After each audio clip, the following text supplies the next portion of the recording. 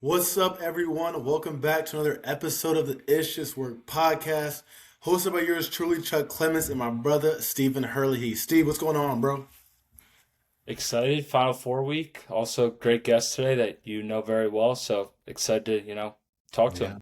Yeah, no, it's another special episode. This one, obviously, like you said, is really close to home. Someone who I literally grew up with from, like I said, what they say, like the sandbox days, literally the sandbox days Mm. up through middle school, high school, college, someone who followed his journey, whether we were with each other, whether we weren't with each other, someone whose game I admire, someone whose work ethic I admire.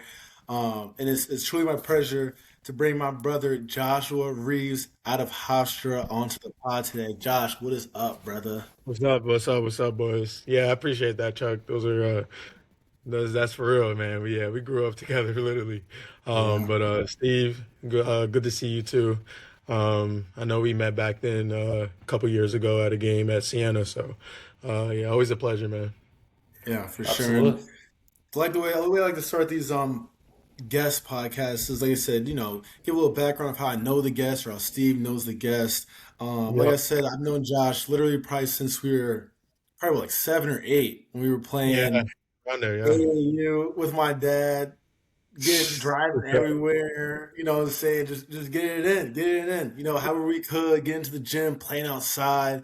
Obviously from there, you from like New Haven, Hampton area. I'm from down in Bridgeport. So there were times where we didn't play with each other as much, but we always followed each other, we were always cool, and then ended up Yep. playing back together again at Notre Dame in Fairfield. Yep. Went 27-0 there. State Yeah. championship. Josh was a huge reason for that. And like I said, we work out now, work out all the time, and Mhm. and I just think it's just a special relationship that we've built, and it's crazy to see how far it's gone. So like I said, I'm giving you my flowers now, and I'm glad we're able to make this work. So Yes, sir. Thank you, bro. yes, sir. But let's hop right into it. Like you said, we know each other for a while now, but tell the people, like, walk me through your basketball journey. Where'd you start? Who put the ball into your hand? How did you get into basketball? Let's go all the way up into your high school journey. Yeah. Really, my father put the basketball in my hands. My family, kind of grew up playing basketball. So, me coming up in the family, being the last, sibling, I kind of was just around the game a lot, just going to my brother's high school games, watching him play. My dad really, he had a lot of knowledge about the game. He played, my uncles, were around, they played as well. So, my sister played as well. So, yeah, man, it was bound to be. It was just a matter of me, how far I wanted to take it, and um, I fell in love with it, man, like right away. You know what I mean? There was no second thoughts, second guess. I mean, I did play baseball alongside with basketball for a little bit, but you know what I mean? Like that's just trying to be an athlete, you know what I mean? And, try different things. You're a kid at that point. But, I kind of put the bat down and I stuck to basketball growing up. Like you said, I'm from Hamden, Connecticut, New Haven area. So I just, my dad put me in all the leagues around there that he essentially put my brothers in. So, everybody kind of knew me around, through my last name and stuff like that. And yeah, that's kind of how I came up. And, I just grew up playing around those kids. I kind of grew up around them, and then, um, shit, man. We went to Bridgeport. We played up there, man. Connecticut Elite, and that's Yeah. literally where I met Chuck and his dad and um, all those guys that we played with. Man, it was special. First team that like I really was associated with, and I was so excited to like join. You know what I mean? I remember the day like my parents like signed me up for it. You know what I mean? So. Yeah, so I kind of expanded, who I was and my image and my likeness essentially then as a little kid, playing in New Haven area and Bridgeport area, and Chuck would tell you, man, like those are some heavyweight counties right there, you know what I mean? And you got Attention. Hartford. Yeah, you got Hartford counties out there too. So, I mean, Who's going at it, basketball, bro? yeah, like Going at basketball it, is man. like basketball is everybody's priority, like where we're from, Right. and it's the honest God truth. Everybody plays, everybody. You know what I mean?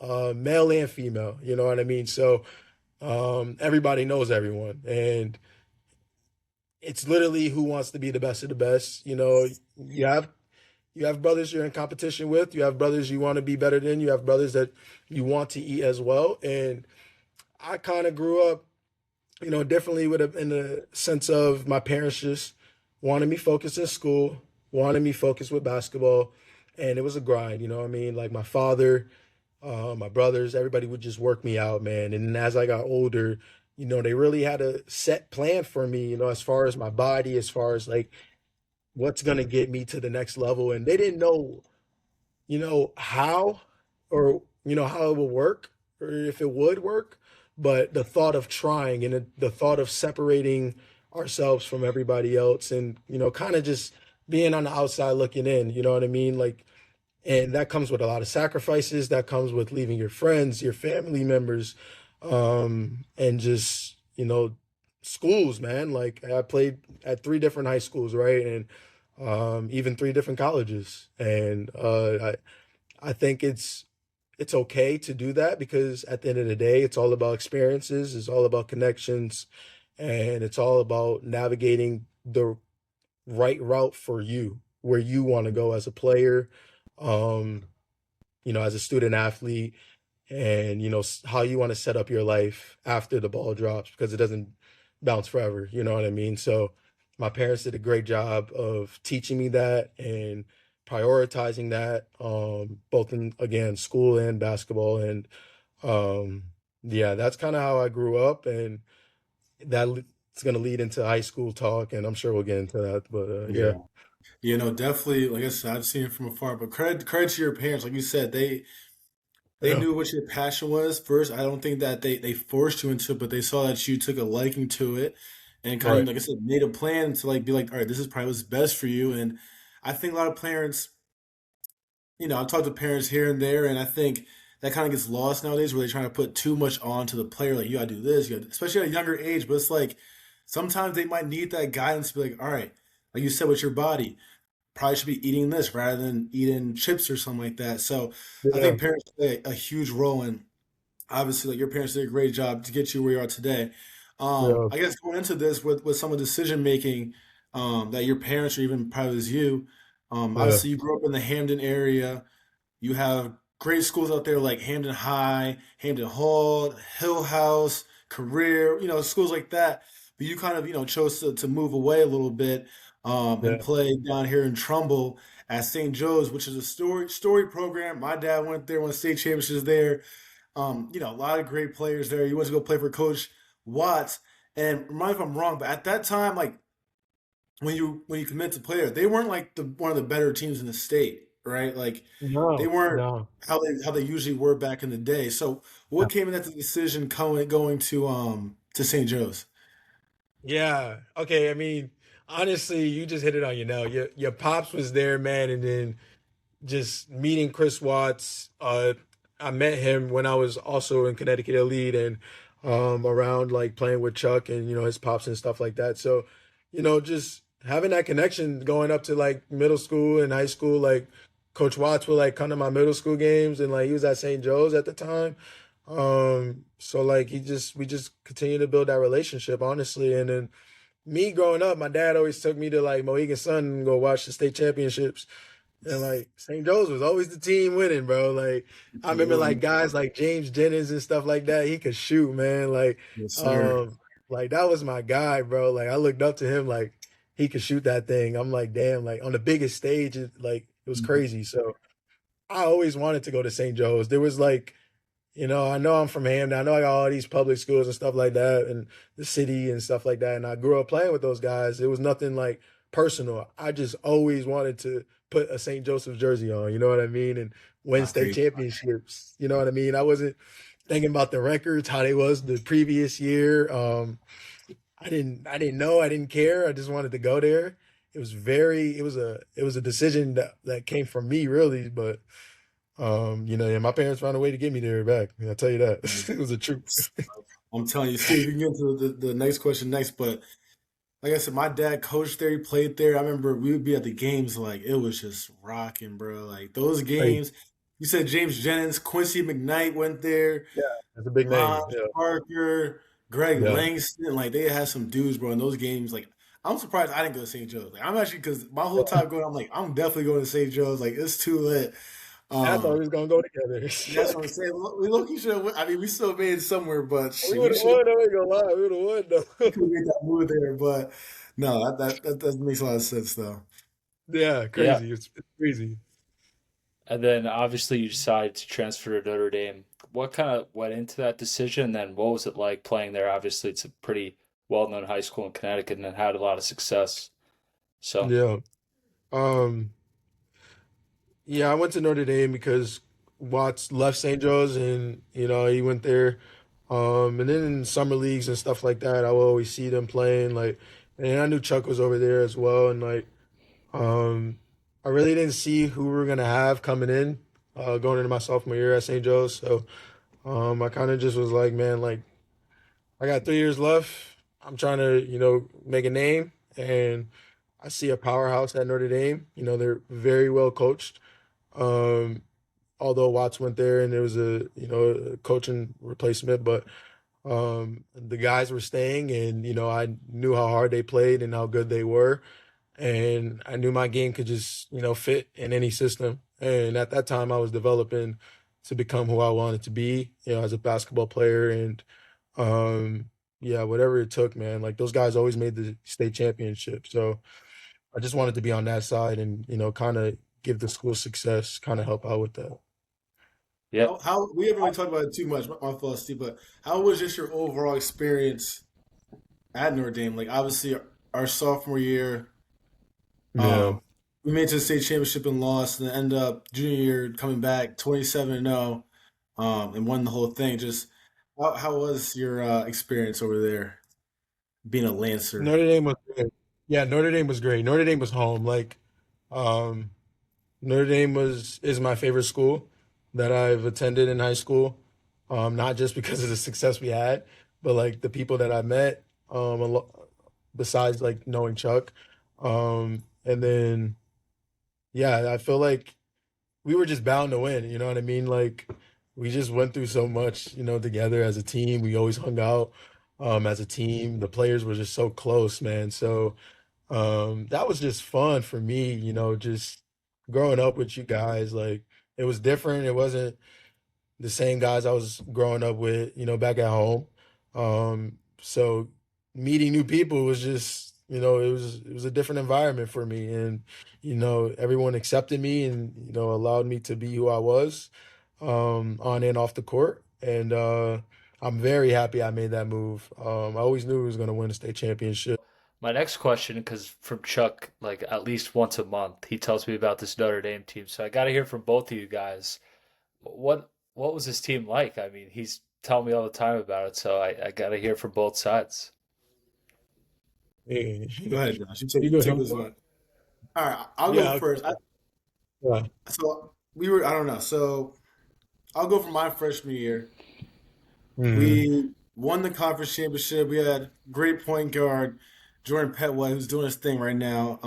Just in Big guy. general, my boy Noriega Davis, he was a sophomore at that time. So our best players that year were we had two really good seniors, and the rest of them were sophomores, and I was a freshman, right? So um, that year we won the conference, lost the state championship to Sacred Heart, who had top 25 player. They beat us by 50 points. And then the next year, we bring in Josh, who was one of the best sophomores in the state. We bring in a new point guard named Tyler Bourne, who was from New York. He was really, really good himself. Along with that same core that was kind of coming back. That year we did pretty good. I think really good record. Same thing. Won the conference, lost to Sacred Heart again in the championship. So this is like twice we lost to them now. And then our junior year, I think everyone just got older, everyone just got better, came closer, and then everything just kind of was like it was like a story. Like it was everything came together. We didn't lose one game. We went 27-0. We didn't lose one game. We had a couple of scaries, but we were number one in the state. I think we were top 100 in the country. Well, We were dog, like talk about it. We were like No. we were like the 13th best team on like the East Coast Ball is Life ranking. So like we were good. Like, and it was like everybody on our team, and I didn't even play that year. I got hurt. I played no games that Yeah, year, and but everyone on the team for the most part like could like have went somewhere and been the man. Like Josh could have. He was really like one of our best players, but he could have averaged like 25, whatever he wanted. But I think everyone kind of came together and was like, "Yo, like we have something special here." And shout out to Watts, he was able to put it all together, and it was special. It was really special. Like that was a special team, man. that was a great team. Yeah. Going from my experience, man, like me transferring in, that was just I knew like what was over there, man, and I just knew the guys loved basketball. I feel like they just matched like who I was, you know what I mean? And then I knew Watts was a good coach. I was already under him at St. Joe's, and then it's like an easy choice, right? You know what I mean? Like why how can you pass up on that? So yeah, our sophomore year we were really good and we came short in the state championship, like, but it happens, you know what I mean? Like we were just learning each other. It was all new. Um, really like it was a new team. It was some returners, but it was new guys, and everybody's just trying to fit in and find that role and figure out how to win. You know what I mean? At the end of the day, but also how to, get their buckets too. That's just the real right. That was that year, but like he said, man, we grinded that summer. Oh my gosh, I mean, man, like whatever Watts like had set up that year, we were just locked in. I remember like Going to one through Jays. whatever yeah, who the top guy to the bottom guy, everybody was locked in from the summer to the fall. I mean, man, we was running through summer league, we were running through fall league, and yeah, it came season time, man. Like we just knew from the first game, honestly. We're not gonna get into those memories, but Yeah, that'll be yeah, a whole other series. it was a long year, and it was a great experience, and I feel like Chuck, like all of you guys, we got each other better.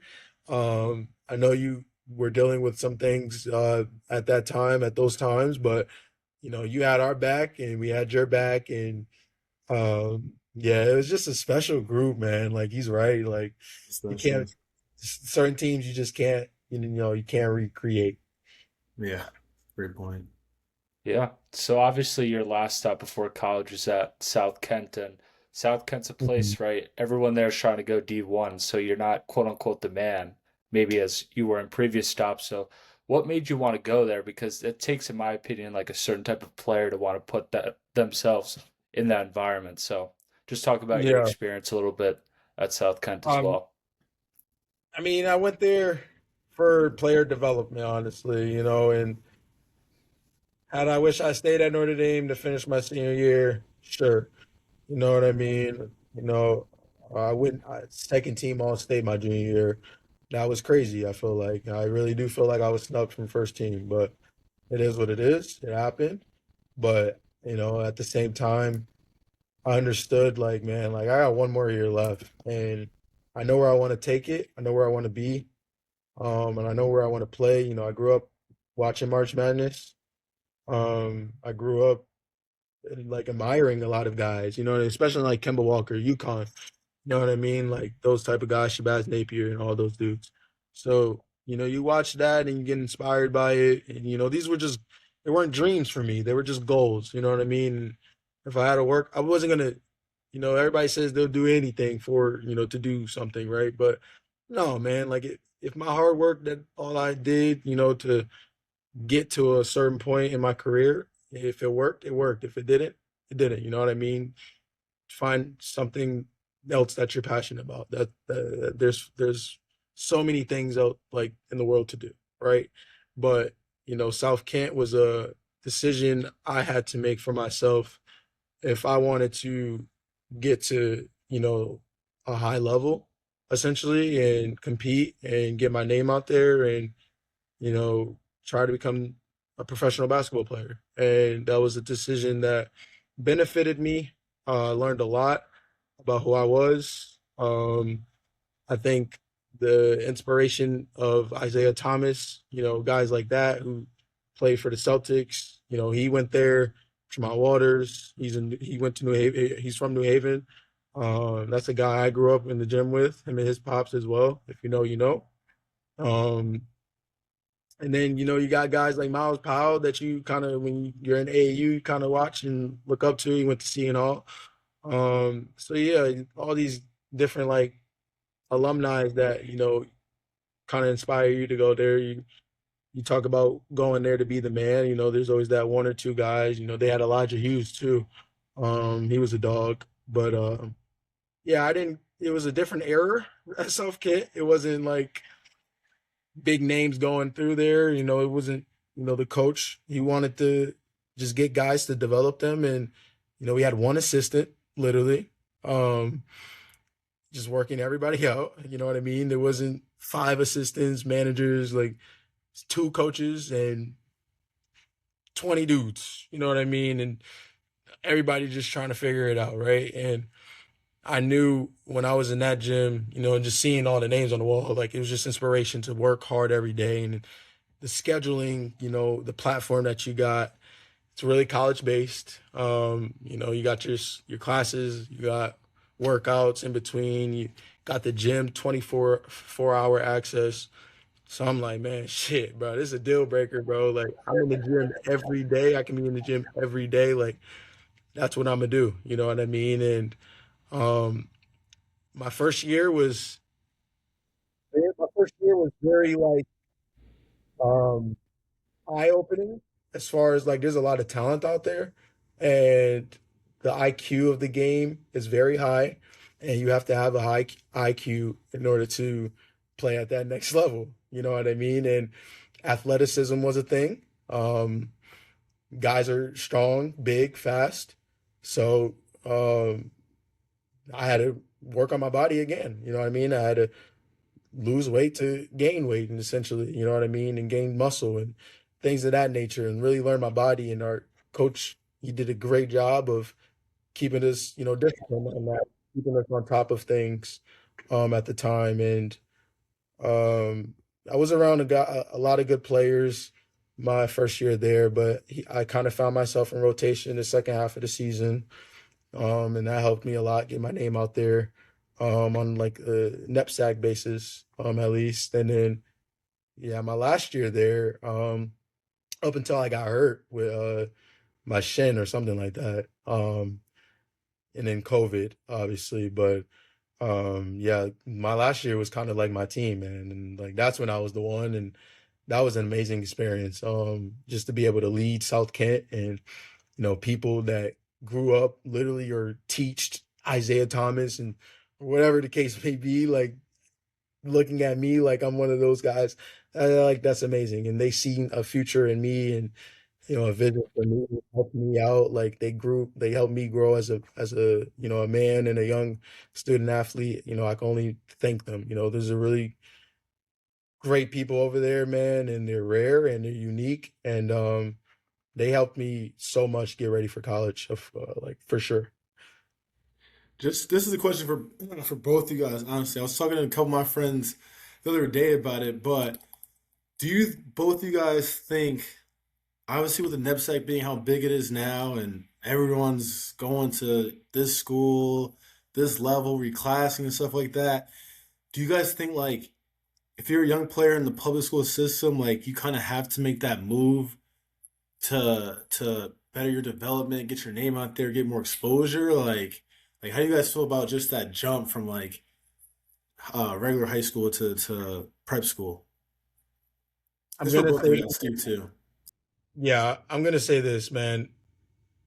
Um, and I speak for guys coming up in Connecticut personally, because I'm a Connecticut dude, and somebody has to say, like, if you want to be great, if you want to be good, if you want to be where your role model is, make moves. You know what I mean? Like, make sacrifices, because that's life. You know what I mean? That's part of life. You know what I mean? Like, if you want to be good, like, if you got connects, man, like, make those moves, because there's a shot clock. There's things that you know it's the 1% you want to be a part of, and if you want to be good, man, you're gonna do whatever it takes on a sense of decision making. I feel like so. And it's hard because, people want to play with their friends and, be close to home or, things of that nature. And I get that, but how good do you want to be? How good, like, how much do you want it? I feel like, and that's where I was, like, all I thought about and why I made that move going into a prep school and leaving so early at 16 years old. Like, I wanted it. And I still, like, think about, like, if I didn't make that decision, I wonder where my career would be. You know what I mean? But it doesn't matter anymore. So Yeah, I would just add that, kind of agreeing with Josh's point, you're pretty much a product of your environment. So if you're going to play, let's say, at the local public school, averaging 20 a game for 4 years, that's great. But are you really getting any better? Are you really getting your name out there? Maybe. But I think, yeah, I think once you've shown the ability to be at an elite level at wherever you're at, I think that, yeah, you probably have to move and go to, a bigger school or a better program per se. Because that's the only way you're going to get better in anything in life, right? You want to be surrounded by the best of the best. Yeah, yeah. No, it was just something we were talking about. I want to see your guys' thoughts on it. I'm the same boat. I think if you could, move yourself to challenge yourself. You're like you said, see if you're killing it, you're just elite, and like how you're not getting that much better. Like you got to go somewhere you can challenge yourself, and obviously that NEPSEC route um, does that to a confidence T. boosters, man. It's confidence boosters.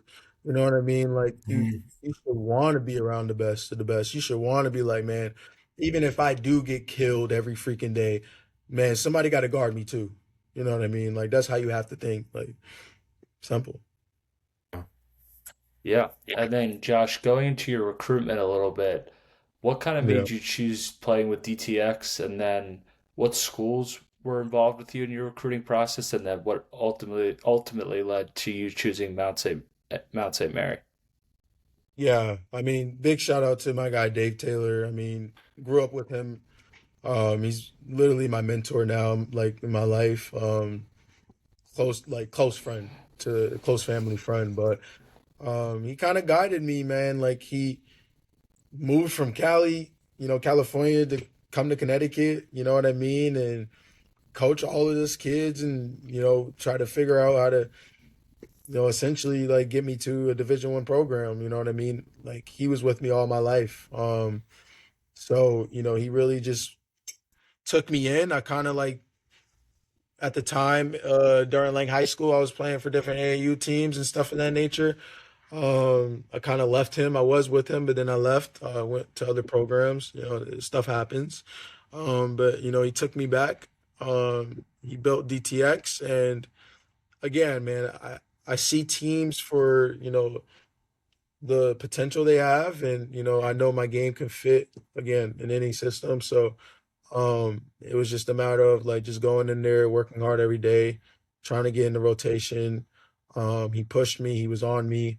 And we played in really good tournaments during that time period. I was there at DTX and I was able to perform, showcase what I can do. Um, I think my I think it was good enough, but I feel like again, like you got to be where your feet are, and not everybody's gonna see you. Not everybody's gonna, be at your games. Not the big names, not the schools that you probably want. There the coaches' faces that you probably want at your games, right? I was playing in backcourts, in AU sometimes. I was playing in games where it was high level, or packed with all the high major, mid major, low major like colleges at the time. You know what I mean? It's kind of just high mid majors nowadays, but um, they weren't there for me. So I knew I had to put in more time, more effort, be dialed in during those AU showcases, camps, whatever the case may be.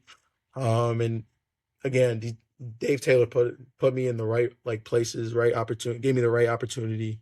And I just worked hard. I took everything I knew to essentially get myself to, that next level. I was not like a 5-star recruit or anything, 4-star, whatever. I don't know what it was, you know what I mean, at the time, but I just worked, man. I just stayed in the gym and I just waited for an opportunity. You never know who knows somebody, you know what I mean? Like that's just how it goes. So Really, my first offer came my last year at South Kent, or going into my last year at South Kent.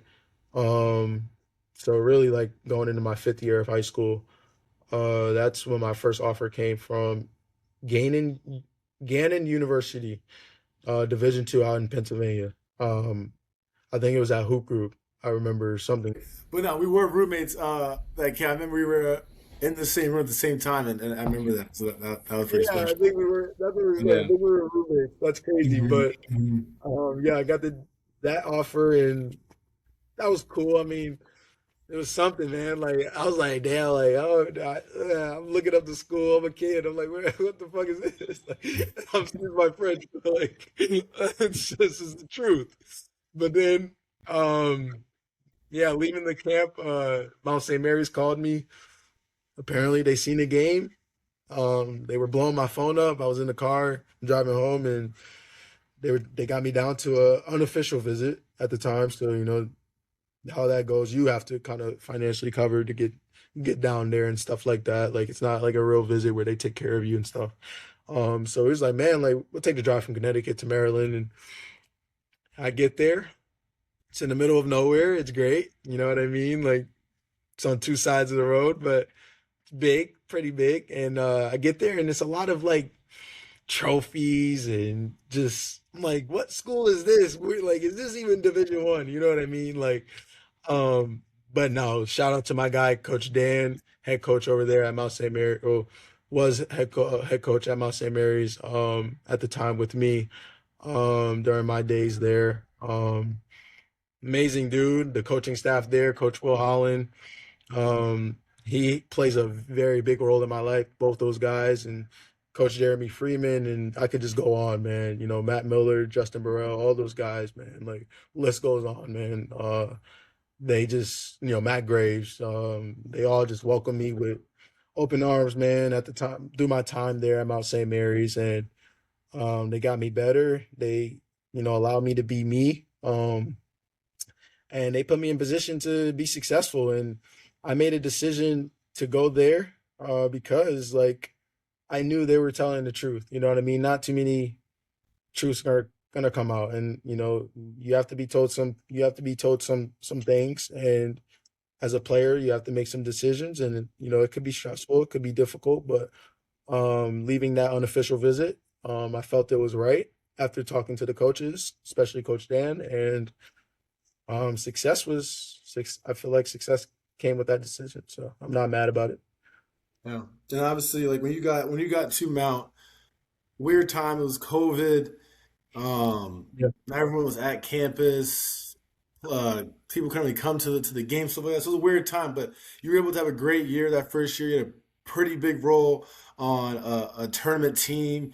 yeah. Obviously, I was watching your games a lot like that. But talk about just your first year there at Mount, what that experience was like with all the COVID stuff, with how good your team was, and talk about that tournament run that you guys were able to make in March Madness. Yeah, Mount was good. I mean, the first, yeah, obviously COVID was a big adjustment. It was new for everybody, you know what I mean? Like nobody's ever had to do that. So, we were as athletes, student athletes actually, you're trying to figure it out every day. How to essentially like, I don't know, like go to class or get your classwork done, be on Zoom, things of that nature. Like, and then the basketball part, like practice was kind of like the situation was kind of set up weird and the things you had to go through like the 6 feet being apart like from each other like those are all difficult things, and if someone has it, like all activities are shut down. So like I mean we got tested every single day. We couldn't really be around each other unless we was on the court. So I mean, just think about that. Like, how do you build chemistry, right? You need chemistry to be successful at the end of the year to get into March Madness. But we took the protocol seriously. Coaching staff was on top of things. The university was on top of things. And I think that's what made us a very successful team because we had guys that wanted to hoop, wanted to compete, wanted to play, and we didn't want like us messing up and not following protocol to mess up our season or anything. You know what I mean? We didn't want to put anybody in jeopardy, including ourselves, our families, um, anybody. You know what I mean? It was a difficult time in the world. So that was really like a difficult situation, just playing and traveling and things of that nature, man. But um, somehow, some way, man, practice. We made sure to just dial in with each other when we had the chance to be around each other, communicate. And it was very competitive. It was fun. I worked my way up, to start. I didn't come in as a starting freshman. You know what I mean? And uh, obviously, due to COVID reasons, like someone left, and it was the next man up, and it was me. Fortunate enough to be me, and I took advantage of my role as a shooter. We needed that. We needed spacing, and we needed defense a little bit. We needed rebounding, and well, I just wanted to do whatever it took. It kind of like changed my game a little bit because I kind of was a downhill guy, growing up. I didn't really like grow up shooting. You know what I mean? I liked it, but it wasn't like the first thing for me. You know what I mean? So going back to Will Holland and just him just being in the lab with some of us and really just training us and he also went to Mount St. Mary's too, so he has a couple like conference championships and Coach Dan had a couple of championships there as well. And it's like just hearing those stories, man, like so like inspiring, man. And like when you got guys that want to win as well, alongside with you, I had a point guard that just, he was a grimy little dude from Baltimore, like Dame Chonqui.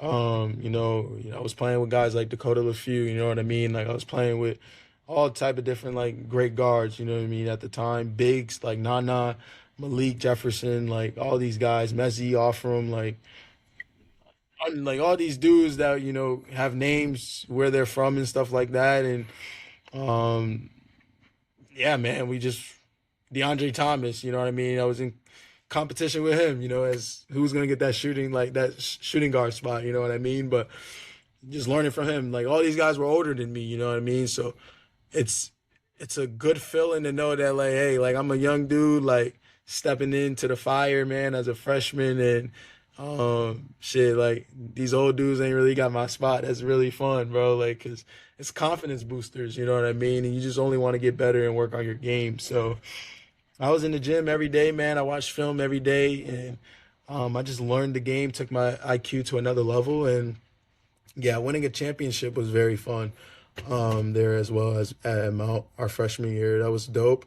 It was a great atmosphere regardless, just being there, in March Madness, although we were in the bubble, but just being involved in, making a name for your university that matters the most and just seeing how closer your community can get, when you win. Because it's so like nationally like televised, you know what I mean? Like it's amazing feeling and yeah, it's crazy. Right. Moving forward after your freshman year, you dealt with a big time leg injury, like you broke your leg. I'm pretty Yeah. sure.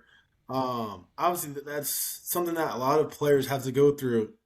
It's Yeah. never times like it's the game that we play, and you got to sometimes go through a hard times and adversity. And yours was being that leg injury and kind of held you back a little bit. Um, what was your mindset when it first happened? How were you feeling? And then just talk about the process of how you were able to kind of overcome such a hard time in your basketball career. Yeah, I mean, but yeah, when it first happened, I mean, I was kind of like in shock. I was in awe. I'd never experienced injury before, that severe, surgery and all of that. So that was new for me. It was a wake up call that I need to like honestly take care of my body more and rest. I always was just working out and just training and that's what you want to do. Like that's what everybody thinks. Like just train, train, play, play, play. No, your body needs recovery. Your body needs rest. Your body needs the right treatment. And you have to take care of it if you want to play, longevity, right? So that's kind of the main thing I got out of, my injury. But I just I attacked my rehab as if both legs were healthy. You know what I mean? Like I attacked it as if like I was able to step on the court and play with my teammates. You know what I mean? Like I'm on the sideline doing rehab, watching my guys, play and stuff like that. Like that's not easy. Like the whole situation is not easy. You know what I mean? But with a good support system, with a good mindset, and just a work ethic, you can overcome anything, and that's what I'm blessed to be able to have done. I think I came back sooner than I was supposed to, honestly. I played 3 games that year. That was my junior year, but then I just kind of redshirted, medical redshirted. Um, Took the year off, got healthy, and got stronger. So, Yeah. yeah, Yeah, and obviously someone like myself who's been through the surgery process as well. I think what I've taken from it, and you probably had the same process as well, is one is definitely the work ethic. Obviously, you got to put in work every day because it's even harder than playing basketball. Like going to therapy every day, like that's terrible, it's horrible. Like you're doing something your body doesn't want to do. You know what I'm saying? And it right? hurts. But I think the biggest thing for me was, and every single time I did have these surgeries, was like I always saw like the bigger picture. Like sometimes a lot of players they go through stuff, they go through injuries. It's like, bro, they shut down. Like everything's over. They start giving up. But it's like for me, I know it was for you as well. It's like we have eligibility left. We have time to play basketball left. It's like, all right, Yeah, what do I have to do now so I can be ready for when these next few months are done? So obviously, like they do suck, but I think there's a way to look at it. It's like, all right, start watching more film, start eating better. You gotta do stuff like for me it was my shoulder, so my right shoulder I'll dribble my left hand all day. You guys find stuff while you are hurt that are gonna make you better once you do come back. And I bet you did see the game a little bit differently in terms of like seeing the court, but also having more of a gratitude for the game when you did come back. So it's honestly a blessing in disguise. It makes you a better man. So that's how I was looking at it for sure. for sure. No, yeah, I agree with that. Um, yeah, to your point of like seeing the game differently, I did. I watched tons of film. You know, you're not doing much, so you watch a lot of basketball. You know what I mean? You learn so much about the game, and it slows down for you tremendously. I'll say, once you come back, um, and yeah, your body's healthy. You know what to do now. You know what I mean? So it's good. It's not good that it's happened. It happens, but my old coach Dan used to say like, something bad happens, say good. You know what I mean? Just good. So like, I kind of have that mindset. Yeah. Yeah. So then after obviously Mount St. Mary's, you decide to transfer to UIC. What went into that decision? Obviously, when you decided to transfer is when the NIL transfer portal was really picking up. So, and then what was that experience like for that year? Yeah, I mean, I was graduating Mount. I've been there for 4 years. Um, there was a coaching change at the time.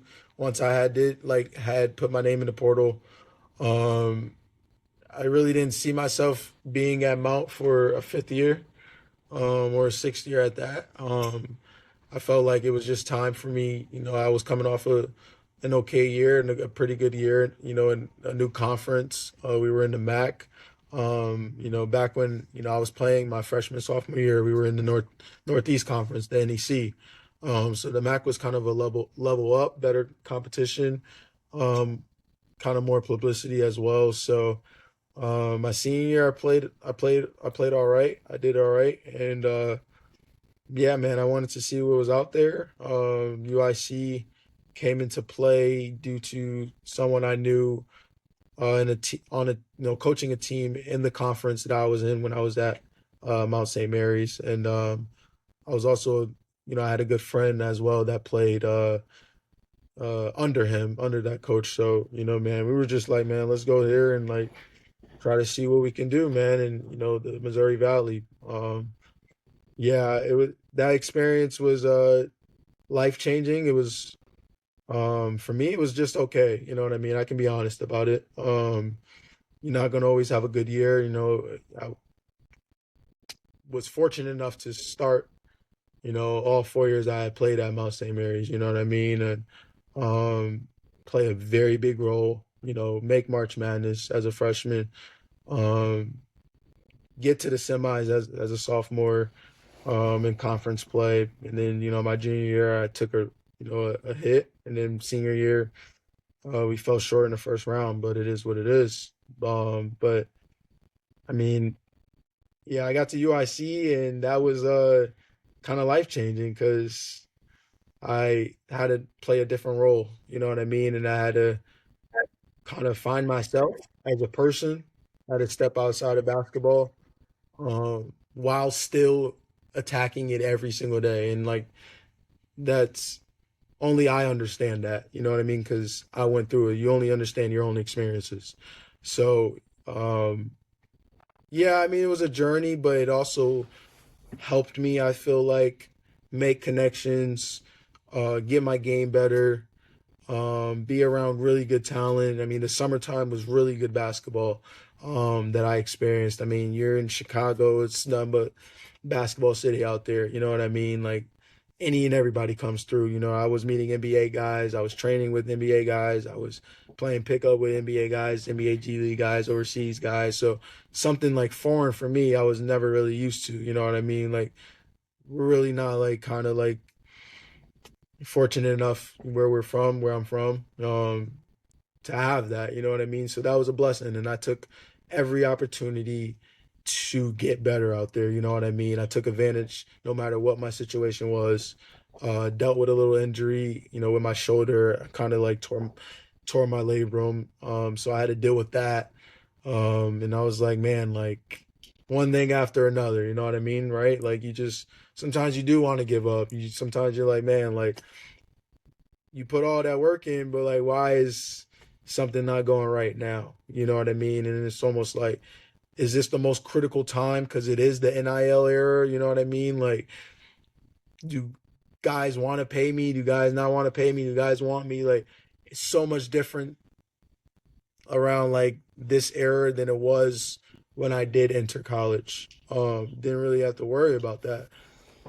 So it was good for me to adjust and make kind of a big boy decision to see like, hey, you're gonna either like this decision you made, or you're not.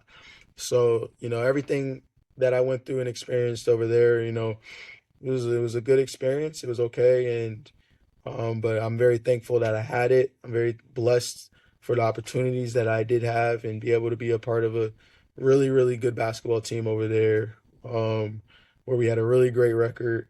When my number was called, I contribute, stayed ready, and that's what a lot of guys got to know.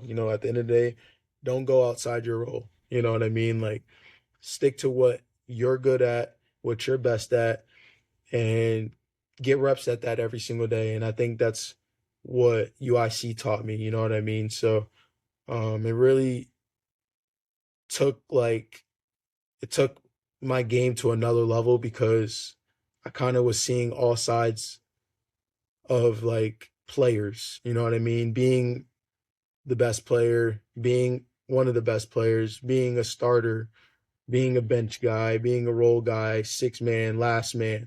You see everything, you know what I mean? So um that just only gives you knowledge to give to others. And so I'm very like blessed that I went through that situation overall. Yeah, and then obviously your last year you finished up at Hofstra. Maybe, talk about what led you to Hofstra. And then what was it like this year? Obviously you guys had a lot of success winning the conference tournament and then playing Alabama in the first round. Yeah, I mean going to Hofstra was it was a obviously it's a great decision. It's the best decision, for champs. But I went to Hofstra because it's closer to home. I hadn't really played near my family for college. Like I went to Maryland to Mount St. Mary's for 4 years. Then I went to Chicago. I literally left everybody. And then I was like, man, like it's my last year. I'm about to finish my master's. I want to be able to play somewhere close to home, and Man, I met Speedy Claxton. He gave me an opportunity of a lifetime, honestly. Like, no matter what my role was this year, I had a blast. You know what I mean? Like, um, I had access to a gym. I was gaining knowledge from one of the best to ever do it, man. And like, that's the truth. Like, um, the guy is an NBA final champion. Like, how could you not want to play for a guy like that? You know what I mean? Like, that's all the knowledge you need if you want to take it there, right? So, it was just a no-brainer to come here. You know, obviously, Coach Mike DePauli, Coach Shane Doyle, all these guys I knew, Coach Drew Metz, guys that coaches that I played against in my early days in college, and competed against. It's so amazing how we all just formed together a little bit, and even the players, man, Cruz Davis, Silas Sunday. Um, my team, my junior year, played against them when they were at Iona under Patino. So like just watching those guys play, man, and now like we're teammates, and like they won. They have two March Madness appearances too, and like I got my second one this year. So like we all got our second one this year actually. So and together it's like it was meant to be, man. Like, but yeah, man, like team's been like gelled together like since day one. You know what I mean? Like this is probably like by far the best team I've ever been on. Yeah, for sure. Yeah, I could. Well, 'cause I visited Josh in the fall. Was able to Yeah. meet my guys, Victory, Silas, German, and like you said, like they were really close. Like even you guys, even the girls team and stuff like that. You guys all live in like the same like complex area, so you're always with each other too. And I think um, it goes a long way with in terms of team success, and it showed this year. But talk a little bit more about like just that March Madness experience. This is like your first March Madness experience where you actually you got like because the first time you were in the first four, right? And Yeah. then you guys lost to I forgot which team it was. So this is like your Texas. first time, yeah, Texas. So this is like your first time being in the I guess real tournament. 64 teams, 13 seed versus big SEC school, Alabama. They had some stuff going on over there, so it was just like a lot of buzz around that game in general. And then you have like crazy amount of fans there. Like, what was just that experience like when you got off that plane, saw everything? You were down in Tampa. Just dive into that to a little more and just that experience in general. Yeah, man. I mean, yeah, before talking about March Madness, I just want to talk a little bit about the championship, the conference championship. Like, just winning that, man, was a different feeling because, when we won my freshman year, we won at Bryant and there was no fans. You know what I mean? Literally nobody was there. Like, I mean, like we had to win, celebrate amongst each other. We got back and it was like a whole parade, whatever. But this year winning, like our fans were there, friends, family. It was crazy, man. Like just seeing the community of Hofstra come together. University was just so proud, so happy.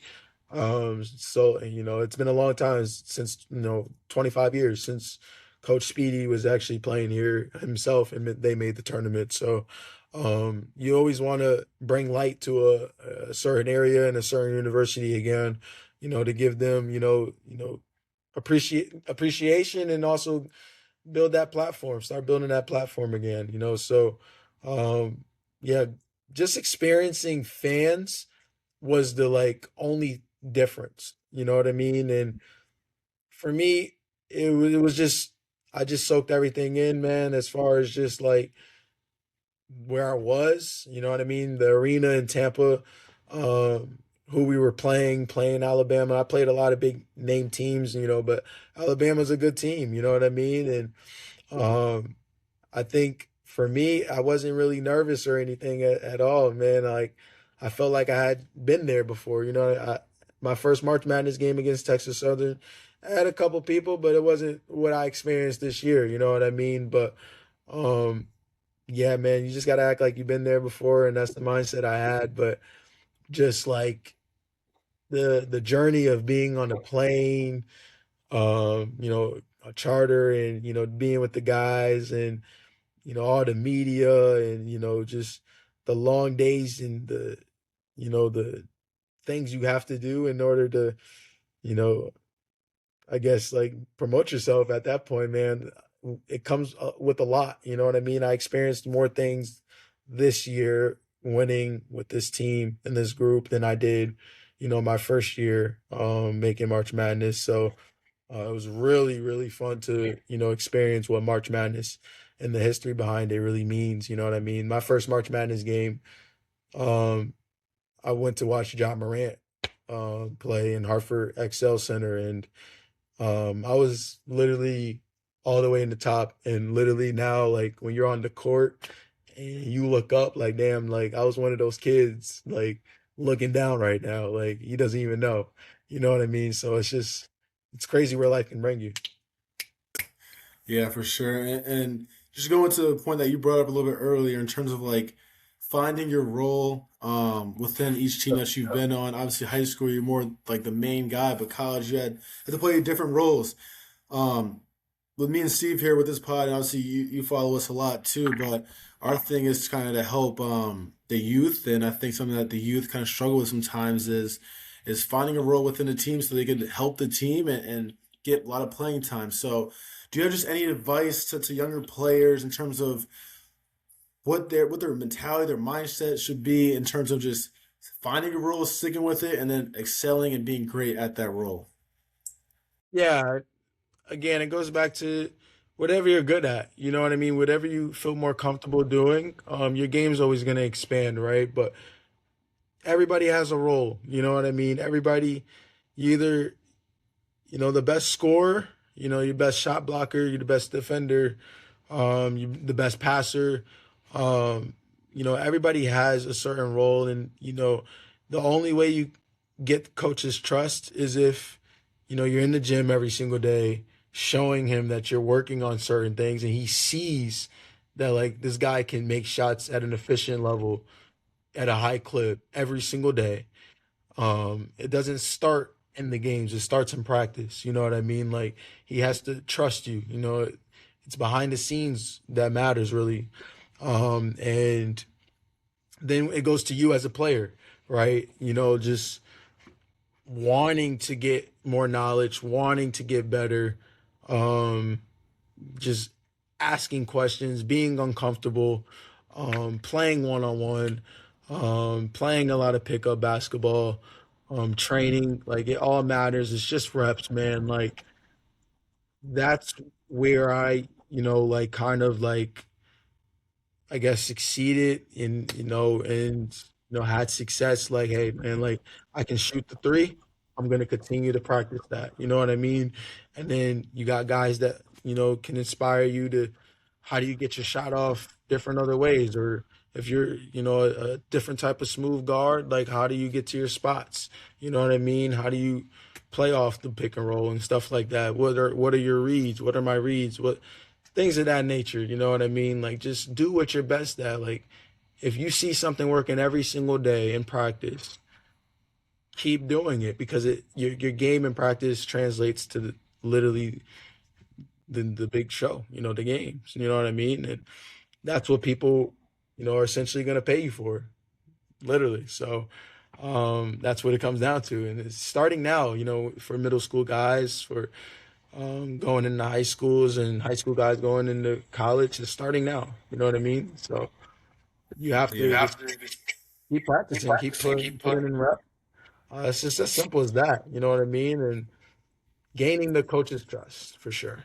yeah, that's the big thing. If, like you said, if you can't gain your coach's trust, like you're not gonna find time in the court. They gotta be able to put you out there and not have to like worry about if you're gonna do anything extra. Because at the end of the day, Yeah, like you're the ones making we have decisions. guys that can do that. You know what I mean? I got as a coach, you probably got guys that you want doing certain things. You know what I Yeah. mean? So it's Mhm. okay. Like it's frustrating as a player. Like shit, I can do that too. I get it. Like it is what it is. We're all competitors, Yeah. but everybody has their their own way of their own style, man. And what matters most. Like at the end of the day, holding that trophy up, or just having an MVP trophy, or having a player of the year, or rookie. Like none of that matters. You know what I mean? Like if you don't accomplish the job, I feel like as a competitor. You know Yeah. what I mean?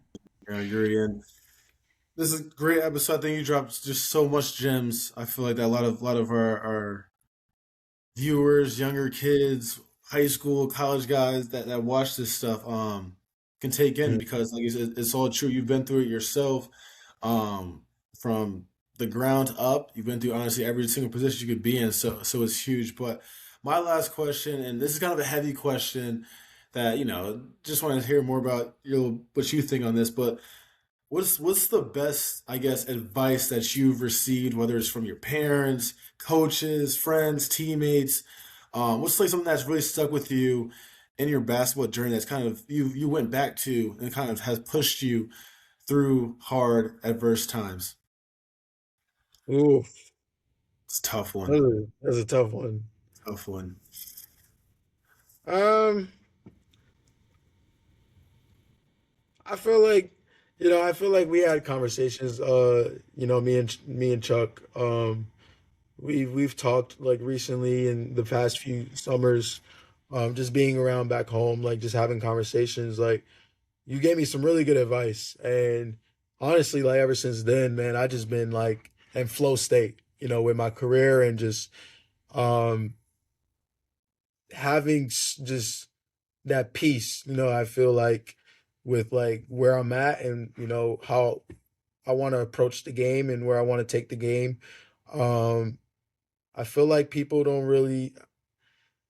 have given me advice, but like yours was kind of like life in basketball, you know what I mean? So it's like, and life in basketball for me is kind of like, it's almost the same thing, you know what I mean? You gotta wake up, you gotta play under a boss or, work for a boss. And yeah, you gotta be the best employee essentially. So, like, it's not easy when people don't see what you go through every single day.